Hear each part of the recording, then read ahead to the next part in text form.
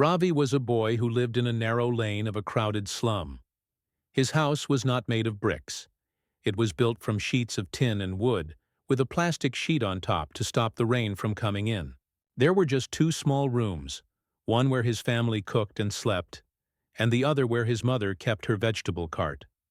Life was never easy for Ravi. His father had passed away when he was 5, and his mother worked hard every day, pushing a cart filled with vegetables through the streets, trying to earn enough money to feed them both. Despite all the struggles, Ravi was not like other boys in his neighborhood. He was quiet, thoughtful, and always lost in his own world. While other kids played cricket or ran through the muddy alleys, Ravi would sit by himself, tapping his fingers on wooden boxes or broken furniture. To someone watching, it might look strange, but in Ravi's mind, those were piano keys, and he was playing beautiful music that only he could hear. The first time Ravi saw a real piano was in a movie playing on a tiny television in a shop window. He had stood there, barefoot, dusty from helping his mother, staring at the black and white keys that made magic when touched. The man in the film moved his fingers fast, and the sound that came out was something Ravi had never heard before. It was powerful, emotional, full of feeling. That day, something changed inside him. He wanted to make that sound too. He didn't know how or when, but he knew it with all his heart. From that day on, Ravi began to notice music everywhere. When pots clanged in the kitchen, he heard rhythm. When the wind passed through old metal poles, he heard soft melodies. At night, when the world was quiet, he would imagine himself sitting in front of a grand piano, his fingers dancing over the keys, an audience clapping loudly at the end. But there was no real piano anywhere near him. No one in the slum had ever seen one in real life. So Ravi made his own. He found an old piece of wood, painted black and white lines on it, and placed it on 2 bricks. Then he practiced, every single day. He didn't care if people laughed at him. He remembered the sound from the movie and tried to copy it in his mind. His mother didn't fully understand what he was doing, but she never stopped him. Sometimes when she was tired, she would sit and watch him with a soft smile. She had seen many poor children grow up and lose their dreams, but her son, he seemed different. He held on to his dream like it was real. Ravi had one more secret. On the way back from helping his mother sell vegetables, he would walk slowly past a local music school. He wasn't allowed inside, of course. The gate was tall, and the students wore neat uniforms. But if the window was open, he would stop and listen. The sounds of violins, flutes, and pianos made him feel like he was in another world. Once, a boy inside saw him standing at the window and shouted at him to leave. But Ravi didn't mind.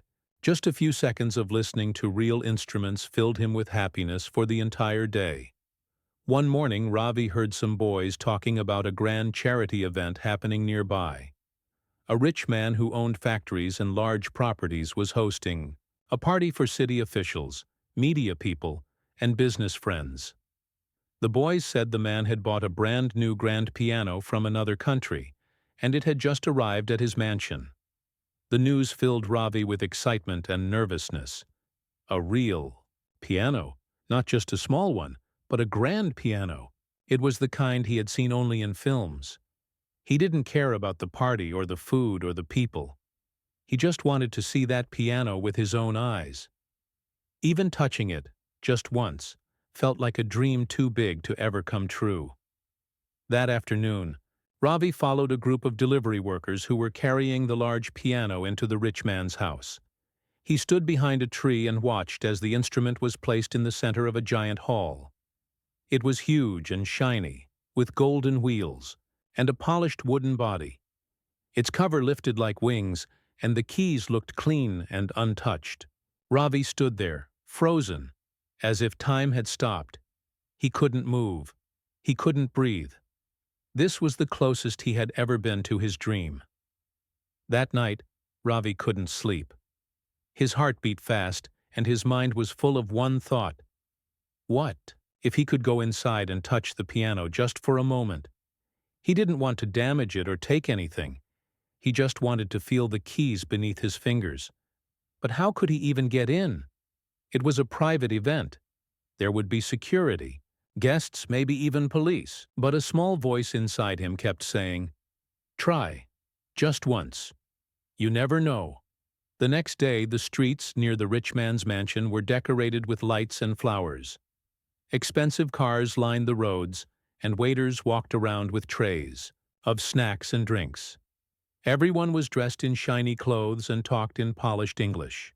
Ravi, in his faded shirt and patched pants, stood at a distance, hiding behind a car. He looked around carefully. The back gate was open for the caterers. He took a deep breath, wiped his hands on his pants, and slowly walked through it, pretending to carry something. No one stopped him. Everyone was too busy. He slipped in quietly and entered the grand hall. The first thing he saw was the piano. It stood tall and proud, shining under a crystal chandelier. His heart jumped. He had never been this close to it before. People moved around the room, talking and laughing. No one noticed him. He stood in a corner, eyes fixed on the piano, not blinking, not moving. All he wanted was to go closer. After some time, the crowd moved toward the buffet table. The piano was alone. Ravi looked around. No one was watching. He walked slowly, carefully, like he was in a dream. His fingers were shaking. He reached out and touched one key. A soft note echoed in the room. It was beautiful. His eyes filled with tears. He pressed another key, then another. The sound was real. It was just like he imagined all his life. Suddenly, a loud voice cut through the air. "Hey, what do you think you're doing?" It was the rich man himself. People turned around. Conversations stopped. Ravi froze. He couldn't speak. The man marched toward him. "Who let this street boy in? Get away from the piano!" he shouted. Some guests laughed.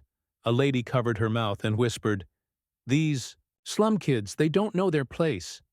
Ravi's hands dropped to his sides. His face turned red.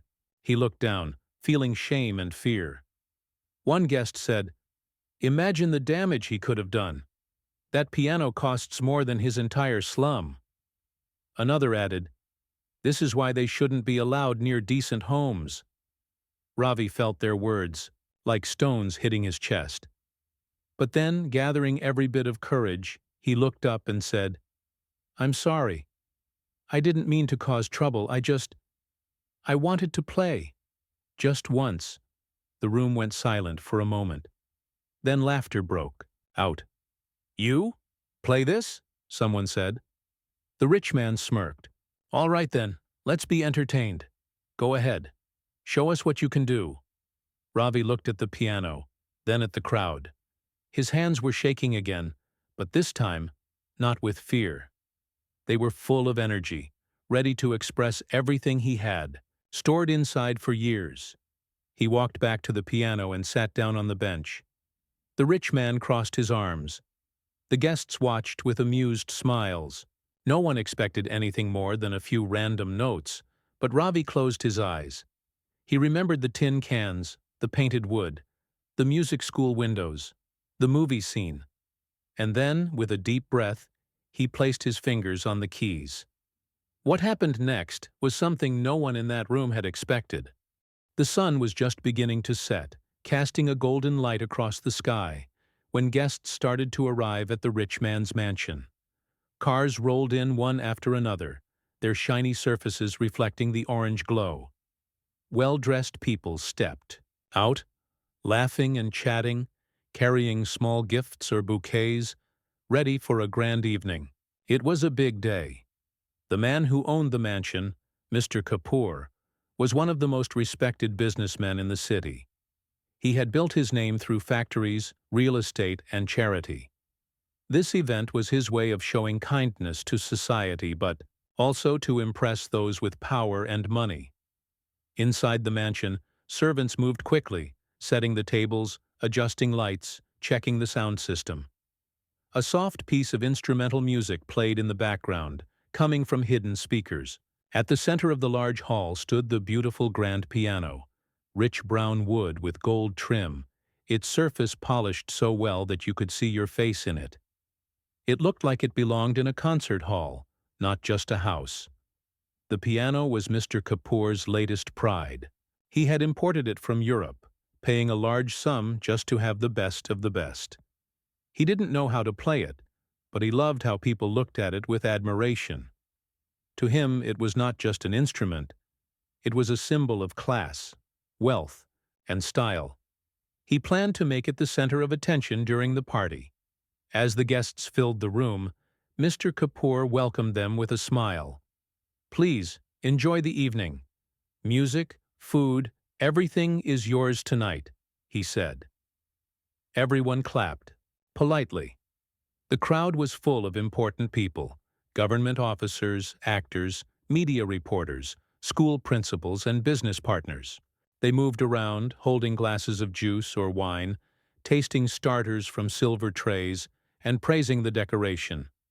A few minutes later, the music teacher from the nearby elite school arrived with some of his students. They were invited to give a short performance on the piano. All the children wore neat uniforms, their hair combed perfectly and their shoes shining. One by one, they were asked to come forward and play short classical pieces. Some played a few notes from popular songs. Others tried simple versions of Mozart or Beethoven. The crowd smiled and clapped gently. "How lovely," someone said. "Such talented children," another added. While this was happening, Ravi stood silently behind a curtain near the entrance to the hall. He had managed to sneak in again through the back gate, just like before. His shirt was cleaner today. His mother had washed it specially when he said he wanted to go watch music. His hair was combed too, and he had even borrowed an old pair of sandals from his neighbor. He had promised himself he wouldn't do anything wrong. He just wanted to see and hear. That was enough. But as he stood there watching the piano being played by kids who had trainers, books, and lessons, something inside him stirred. He didn't feel jealous of them. No, he just felt ready. Like something was burning inside him, asking to come out. His fingers began to twitch slightly, copying the hand movements he saw. Even without touching the keys, he knew which note came next. In his mind, he had practiced more than anyone in the room. It was his dream. His whole heart lived inside that piano. After the school kids finished their performance, they were given small gifts and asked to sit. Mr. Kapoor clapped loudly and announced, "Thank you, thank you. This piano is more than wood and keys. It's art. And I believe every young person should get a chance to experience such art. That's why this event is so close to my heart." At that moment, Ravi saw an opening. The crowd was moving toward the dinner area, and the space near the piano was clear. His feet moved almost without thinking. He stepped out from behind the curtain and walked quietly toward the piano. The golden light from the chandelier fell across the floor, and his small shadow followed behind him. The soft sound of people talking in the background covered the sound of his footsteps. When he reached the piano, he paused. It was more beautiful up close than he had imagined. The keys were smooth and shiny. His heart pounded so loudly that he could hear it in his ears.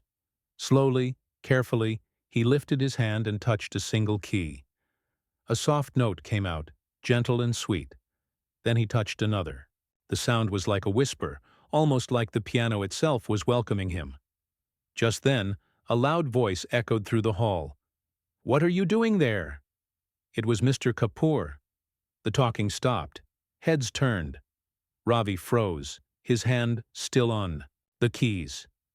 Mr. Kapoor's eyes were wide with anger. He walked toward Ravi quickly, his shoes making sharp sounds on the marble floor. "This boy again? Who allowed him in?" he said, his voice sharp. Ravi opened his mouth, but no words came out. People around began to whisper. "Where is he from? He looks like one of those slum kids. He touched the piano.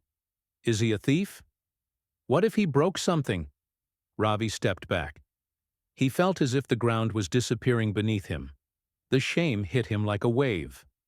A few guests laughed. One woman with a sparkling necklace said loudly, "How do these kids find their way into places like this? Look at his clothes. And he dared to touch that piano?" Ravi felt like running away. But then, something made him stay. Maybe it was his mother's face. Maybe it was the years of playing invisible keys on wooden planks. Maybe it was the sound he had just made, the one real note that felt like his own heartbeat. Whatever it was, he suddenly looked up and said, softly but clearly, "I only wanted to play. Just once." The room fell quiet again. Mr. Kapoor looked at him with surprise, then laughed coldly. "You? Play the piano? That's a good one." A few people chuckled. Someone said, "Let him try, it'll be fun." Another added, "Yes, let's see what the slum boy can do." Mr. Kapoor shrugged and said with a mocking smile, "All right then, since you're here, let's see your big talent. Play." Ravi's heart was beating so fast it felt like it would burst. But he walked back to the piano. He didn't look at the people around him. He didn't think about the mocking voices. He sat down on the bench. His legs barely reached the floor. His fingers hovered over the keys. For a moment he closed his eyes. In his mind, he saw the wooden keyboard he had painted. He saw the movie scene. He saw his mother standing with her cart. And then, he began to play. At first, the notes were soft, slow, like a gentle rain. Then his fingers moved faster. The melody changed, rising and falling like waves. He played a tune he had made himself, a tune built over years of dreaming, tapping, listening, and imagining. It was not a famous song. It was not a perfect piece. But it was powerful, honest, full of emotion. The sound filled the room. People stopped talking. They stared. The laughter disappeared. Eyes widened. Mouths stayed open. A man lowered his drink slowly. A woman clutched her purse tighter, not out of fear, but awe. The music spoke of struggle, of silent nights, of invisible dreams. It spoke of pain, hope, hunger, and joy. It was a language no one in the room had expected to hear from a boy with torn sandals and a second-hand shirt. Even Mr. Kapoor, who had been ready to laugh, stood quietly now. He didn't understand what he was feeling. All he knew was that something special was happening, and he was lucky to witness it. When Ravi finished, the last note stayed in the air like a floating feather. He lifted his hands slowly and looked around. The room was silent. Then a sound came. Not a laugh, not a shout, but a single clap. It was followed by another, and then another, and soon the whole room was filled with applause. Loud, genuine, amazed. Someone shouted, "Who is this boy?" Another said, "Where did he learn to play like that?" A man in the back stepped forward. He was not a businessman or an actor. He was a music professor from a famous academy. He had been standing near the exit, preparing to leave early, but when Ravi played, he couldn't move. He walked up to the stage and looked at Ravi, with kind eyes. "Where did you learn this?" he asked.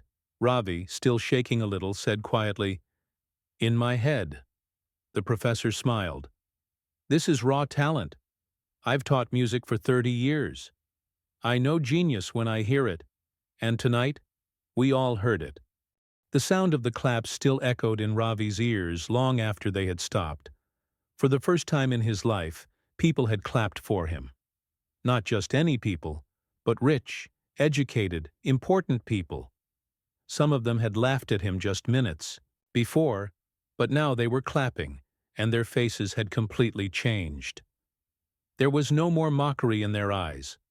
They were surprised. They were shocked, and many of them looked deeply impressed. Ravi slowly stepped down from the piano bench. His heart was still beating fast, but it wasn't fear anymore. It was something else, something he had never felt like this before. Maybe it was pride. Maybe it was joy. Maybe it was the feeling that his dream was no longer locked in his mind. It had come out and reached everyone in that hall.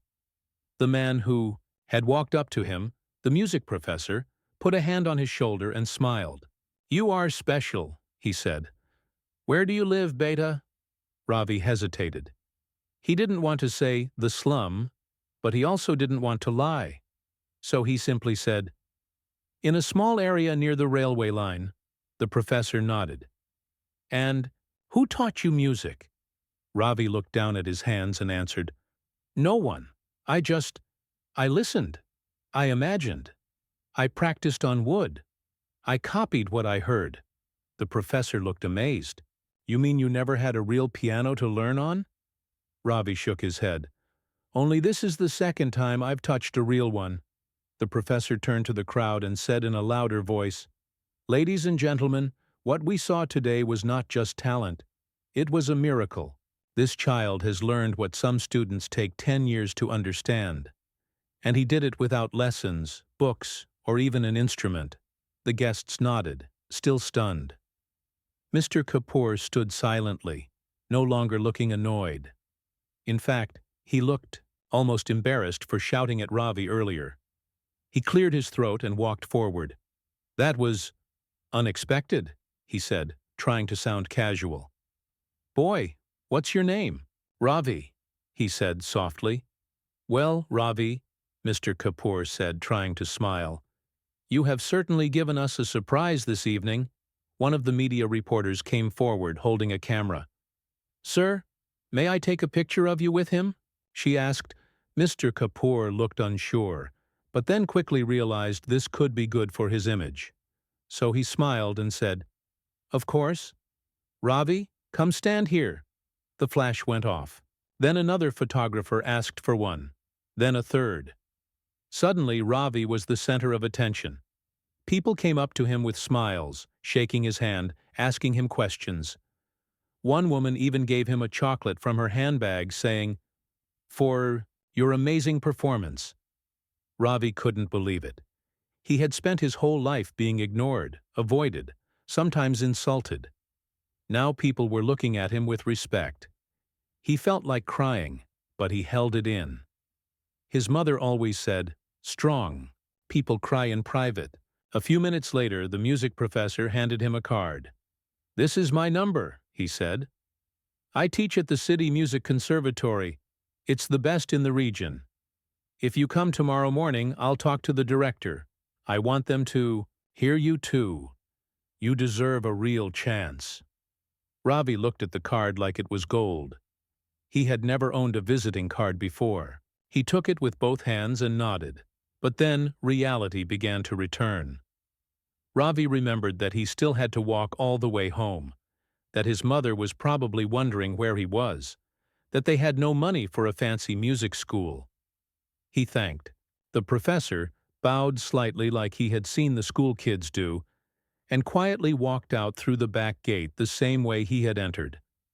The street outside was darker now. The lights of the mansion seemed to fade behind him as he walked barefoot toward his home. His sandals had broken while running earlier, but he didn't care. His heart was too full. His mind was spinning with everything that had happened. He had touched a real piano. He had played it. People had clapped. A professor had asked him to come to a music school. When he reached home, his mother was sitting on a stool, sorting vegetables for the next morning. The oil lamp flickered beside her. She looked up as he entered and frowned. "Where were you? I was so worried." Ravi smiled for the first time that night. "Ma, you won't believe what happened." And he told her everything, every single detail, about the piano, about the crowd, about Mr. Kapoor, about the clapping, about the professor and the visiting card. His mother listened quietly, her hands stopping their work. She didn't say much at first. Then she stood up, walked over to him, and hugged him tight. "You did good, Beta," she whispered. "I'm proud of you." The next morning, Ravi woke up early. He wore the same shirt from the night before, but carefully cleaned it and combed his hair again. His mother gave him 5 rupees, her only extra money, and said, "For the bus, but come back soon if they don't let you in." Ravi reached the City Music Conservatory and stood outside its tall gates. The building looked like a palace compared to the houses in his area. It had fountains, flower gardens, and stone steps that led to a wide entrance. He hesitated before walking in. But when he reached the reception, a man in a coat asked, "Are you Ravi?" He nodded. "This way, please," the man said, smiling. He was led into a room with a large piano in the center. Several people sat around it, men and women with serious expressions. One of them was the professor from the party. He smiled when he saw Ravi. "Don't be nervous," he said kindly. "Just play what you feel." Ravi sat at the piano. This one was even better than the one from last night. He touched the keys gently. Then, once again, he closed his eyes and played. This time, he played not just what he had practiced, but also what he had felt over the last 24 hours.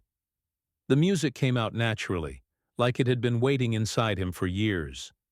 There were soft parts, strong parts, fast runs, and slow melodies. It wasn't perfect, but it was full of truth. When he finished, the room stayed silent for a few seconds. Then, the woman in the center spoke. "That was not just music, that was art," she said. "Who taught you?" Ravi gave the same answer as before. "No one." Another man asked, "Would you like to learn here, Ravi? We can offer you a full scholarship. That means free lessons, books, and food when needed." Ravi didn't even know what scholarship really meant. But when he understood that it meant free training from experts, he nodded quickly. "Yes, sir." That day changed everything.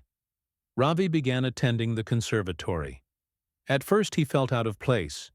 The other students wore good clothes, spoke fluent English, and had private tutors. Ravi brought nothing except his dreams. But he learned fast. Very fast. His teachers were amazed by how quickly he picked up techniques. He remembered everything he heard. He practiced late into the evenings. He wrote small tunes in his notebook. He watched videos in the school library, read music sheets, and sometimes played with his eyes closed. One of his teachers once said, "Ravi doesn't just play the piano, he becomes the piano." Outside school, Ravi's life was still hard. His house was still in the slum. His mother still pushed her vegetable cart every day. But now, neighbors looked at them differently. People who once ignored Ravi now greeted him with smiles. Local newspapers wrote articles about the slum boy who played like a genius. Some even called him the Indian Mozart. One evening, Ravi was invited to perform in a concert. It was a big event, hundreds of people in the audience. For the first time, he walked on a stage with proper lights, curtains, and a grand piano waiting in the center. He looked out at the sea of faces. Somewhere in the middle row, he saw his mother sitting proudly in a clean sari that one of his teachers had gifted her. Her eyes were full of tears. Ravi sat at the piano, took a deep breath, and played. This time, it wasn't just a performance, it was a celebration. A celebration of everything he had been through. A journey from wooden keys in a slum to the grand stage. A story told through music. When he finished, the entire hall stood up and clapped. It was a standing ovation. After the show, a man from a foreign music academy came to meet him. "Would you like to come study in Europe? We'll sponsor your full education," he said. Ravi looked at his mother. She nodded, even though her eyes were wet. "Yes," Ravi said. But before he left for Europe months later, he returned to the slum one last time. With some help from new friends and donations, he opened a small room with 5 keyboards and a few benches. It was called Ravi's Music Corner. He told every child who came, "If you can dream it, you can play it, no matter where you're from." Ravi had never been on an airplane before. In fact, he had never even been to the airport. The whole place looked like something from a dream. Huge glass walls, bright lights, machines that spoke in English, people pulling shiny bags behind them, and announcements happening every few minutes. When Ravi entered the airport with his teacher and mother, everything felt new, strange, and exciting. He held his mother's hand tightly. She looked nervous too, but tried to smile. "You are going very far," she whispered, her voice full of emotion. "But your dreams are going even farther. Promise me one thing, Ravi. Never forget where you came from." "I promise, Ma," Ravi said, hugging her. The Foreign Music Academy had sent him a full scholarship letter, flight tickets, and even warm clothes. It was a big change, from a one-room house near the railway line to a world-famous music school in Vienna, Austria. People around him spoke different languages, wore thick coats, and moved fast. Ravi felt small, but he also felt ready. When he reached Vienna, a teacher from the music academy picked him up. The city was cold, with snow falling gently on the roads and buildings. The houses looked like they belonged in fairy tales. Everywhere he looked, there were statues, cathedrals, and music halls. It felt like he had walked into another world. At the music academy, Ravi was given a small room to stay in. It had a bed, a table, a window with a view of a quiet street, and best of all, a keyboard of his own. Every evening he sat by that window playing whatever came to his mind. Sometimes it was happy music, sometimes it was lonely, but it was always honest. His days were busy. He attended classes where he learned music theory, composition, technique, and history. He practiced on grand pianos, sometimes for 6 or 7 hours a day. His teachers were strict, but amazed at how quickly he understood even the most complex lessons. While others struggled with reading music sheets, Ravi could hear a tune once and play it back almost perfectly. But it wasn't easy. Many of the students came from rich families and had been learning music since they were children. They spoke fluently, had expensive clothes, and sometimes looked at Ravi as if he didn't belong. Some even mocked his accent or the way he dressed. They whispered behind his back and called him the slum genius. Ravi felt alone many times. In class, he didn't always understand what the teachers said. In the cafeteria, he often ate by himself, and at night, he missed his mother, the noise of the slum, and even the sound of the trains. But every time he sat at the piano, all those feelings melted away. The music didn't care where he was from. It didn't care about language, money, or background. It only cared about truth. And Ravi had a lot of truth inside him. One day, a famous pianist from Germany visited the academy. He was there to judge a special competition where only 10 students were selected to perform. Ravi had been invited to take part because of his extraordinary progress. The hall was full of students, teachers, and special guests. Each student played their piece one by one. Some played classical music, some played fast and loud, and others chose soft and emotional pieces. When Ravi's turn came, he walked to the piano in silence. He sat down, closed his eyes, and remembered his mother's face. He remembered his small house, the wooden keys, the night he was laughed at, and the moment he played in Mr. Kapoor's house. Then he remembered how far he had come. He began to play a piece he had composed himself. It had Indian sounds mixed with Western techniques. It started slow, like a child learning to walk, then grew stronger, faster, and more powerful, like someone chasing their dream. The hall became silent. Every single person watched with wide eyes and open mouths. When he finished, there was a long pause. Then suddenly the entire audience stood up and clapped. Some people even shouted, "Bravo!" A few had tears in their eyes. The German pianist stood up and walked to the stage. "This," he said, "is not just music. This is magic. This young man is not just talented. He is gifted." That evening, Ravi's name was printed on the school board as the winner of the competition. The news spread quickly, and even the students who once ignored him started talking to him with respect. He was invited to perform in concerts, festivals, and even on radio shows. The Indian embassy in Vienna contacted him, and soon people in India were hearing about the Indian boy taking Europe by storm. But Ravi never let the praise change who he was. He still called his mother every week. He still sent part of his monthly allowance to help kids in the slum. And he still practiced every single day, trying to get better. One day he received a call from India. It was a music director from a top film company in Mumbai. "We've heard your story and your music," the director said. "Would you like to compose for our next film?" "We want something unique." Ravi was surprised. He had never thought about composing for movies. But the offer was big. It would give him a chance to support his mother even more and maybe even help other children, like him. After speaking to his teachers and thinking for a few days, Ravi decided to accept the offer. But he made one condition. He wanted to record part of the film's music with the kids at his music corner back home.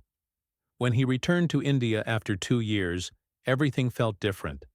The slum was the same, but people greeted him like a hero. Kids ran up to him with smiles, shouting, "Ravi Bhaiya! Ravi Bhaiya!" His mother hugged him tightly and couldn't stop crying. He went straight to Ravi's music corner. The room was still small, but now it had more keyboards, a fan, and even posters of music notes. Many children came there every week to learn. Some were barefoot, some shy, but all full of hope. Ravi sat with them, taught them a simple melody, and told them, "You are no less than anyone. Don't wait for chances. Create them." The film music was a success. People loved the fresh sound that combined Indian folk and European classical. Ravi was invited on TV shows, interviews, and award functions. But through it all, he remained humble. He always said, "I didn't do this alone. I had my mother's strength, the professor's belief, and music's magic." Years passed. Ravi became a well-known name in the world of music. He performed in Paris, London, Tokyo, and New York. But every time he came back to India, he visited the slum first. He improved the music center, hired local teachers, and even started a scholarship for poor kids who showed musical talent. One day, Mr. Kapoor, the same rich man whose piano Ravi had once touched, came to visit the slum. He was older now, and his health was weak. But when he entered Ravi's music corner and saw children happily playing the keyboard, he smiled. "I was wrong that day," he admitted. "I judged you without knowing your heart, but I'm glad you proved me wrong." Ravi shook his hand. "Sir, sometimes a little push, even if rough, can lead someone to fly." That day, Mr. Kapoor offered to donate money to build a bigger music school in the area. He said, "Let's help more Ravis rise." And so, from one moment of insult, from one touch of a piano that wasn't meant for him, Ravi had built something that touched thousands of lives. He often told the children, "Music gave me a voice. Now I want it to give you wings."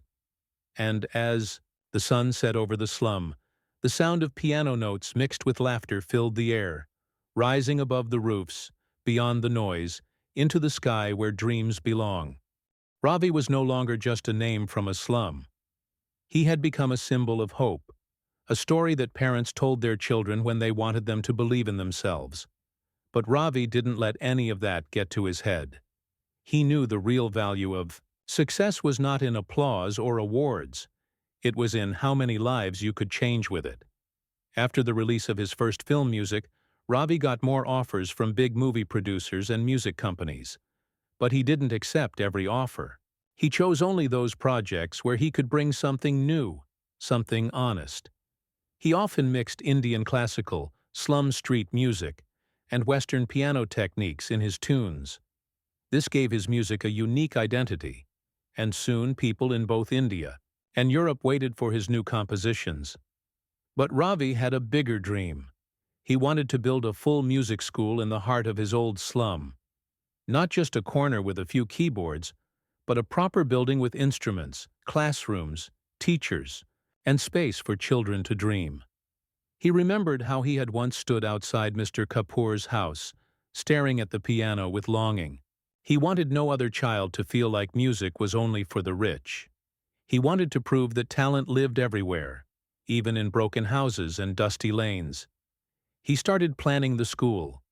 He used the money he earned from his music to buy land, close to where he grew up. He met architects, engineers, and volunteers. Many people supported him. Some gave materials, some gave time, and some gave encouragement. Even Mr. Kapoor kept his promise and donated a large amount of money.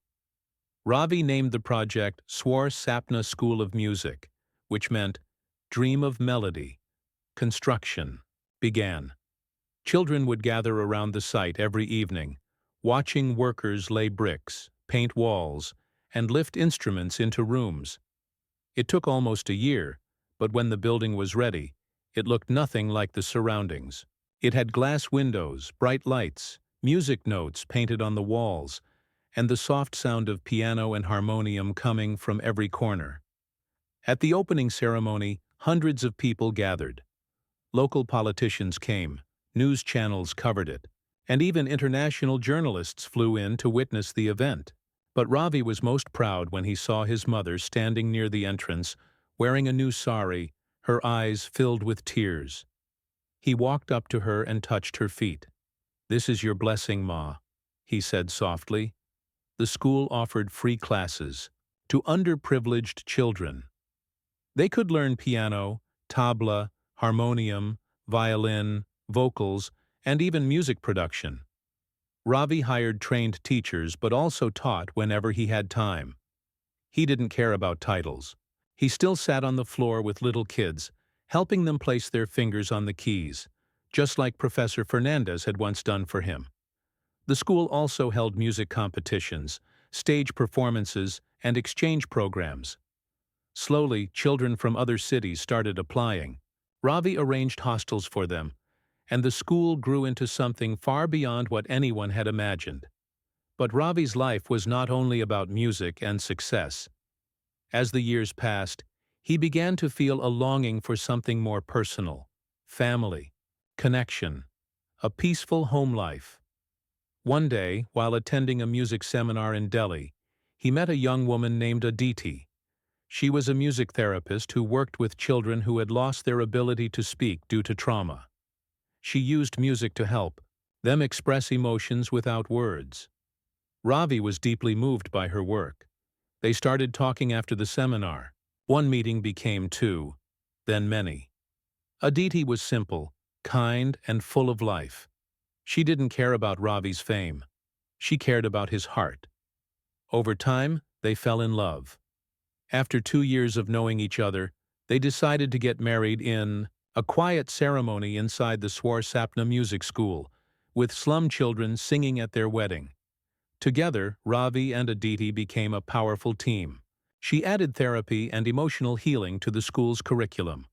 Some children who had faced abuse or loss started to smile again, just because of music. They started a new wing of the school called Nod Therapy Center. Meanwhile, Ravi's international career also continued to grow. He was invited to play in the United Nations General Assembly. He played a piece called One Sky, a composition that mixed sounds from Indian streets, African drums, and Western piano. World leaders clapped, and some even stood up in appreciation. But Ravi always returned home. No matter how big the stage, his heart lived among the narrow lanes of the slum, where dreams were fragile and courage was everything. One evening, Ravi was walking past the slum when a little boy ran up to him. His clothes were torn and his hands were dusty. He asked, "Are you the man who touched the piano and made magic?" Ravi smiled. "Who told you that story?" "My father," the boy said proudly. "He saw you play at Mr. Kapoor's house years ago. He said you made everyone quiet just by playing." Ravi bent down and said, "Do you want to learn?" The boy nodded with shining eyes. "Come to the school tomorrow," Ravi said. "Your story begins now." That's how it always went. One child, one dream, one song at a time. Years later, Ravi received the Padma Shri, one of the highest civilian awards in India. In his acceptance speech, he said, "I was once laughed at for touching a piano. That moment hurt me deeply, but it also pushed me to become better. I thank those who doubted me. They lit the fire. But I thank more those who believed in me. They kept me going." He didn't talk about his success, money, or fame. He talked about every child who had joined the school, every tear turned into a tune, every pain healed by music. At the end of the speech, he added, "Music is not just art. It's a voice for the voiceless, strength for the weak, and wings for the dreamers." The entire hall stood up and applauded. Over the years, Ravi's school produced many great musicians. Some became composers, some teachers, some performers, and some music therapists. Many of them came from homes just like his, but they all carried Ravi's message in their hearts. Never be ashamed of where you come from. Ravi grew older. His hair turned gray, and his fingers slowed down a bit. But his eyes still lit up every time he heard a child's first tune. He still walked into classrooms unannounced, sat down beside a new student and asked, "Shall we play together?" One day, while sitting in his old practice room, the same place where he had once looked at a small wooden keyboard, Ravi closed his eyes and thought about everything. He thought about his mother, who had passed away peacefully a few years ago. He thought about Professor Fernandez, who had once heard music in his fingers when no one else did. He thought about the day Mr. Kapoor's guests had laughed at him, and the seconds after, when silence had fallen because he dared to play. That moment long ago was still fresh in his mind. It had hurt, yes, but it had also changed his life. He had touched a piano, been ridiculed, and then he had astonished them. He had astonished the world. And now he had something better than applause. He had built a home for dreamers, a place where no one was afraid to touch the keys. Ravi slowly placed his hands on the piano and began to play. The notes rose softly, then climbed, dancing in the air like little memories. Outside the window, the children's laughter echoed. Music filled the evening air once again, not just from his piano, but from the hearts of hundreds who had found their voice because he had once dared to find his. And in that moment, Ravi knew his journey was not just his own. It belonged to every soul who had ever been told, "You can't," and had answered, "Watch me."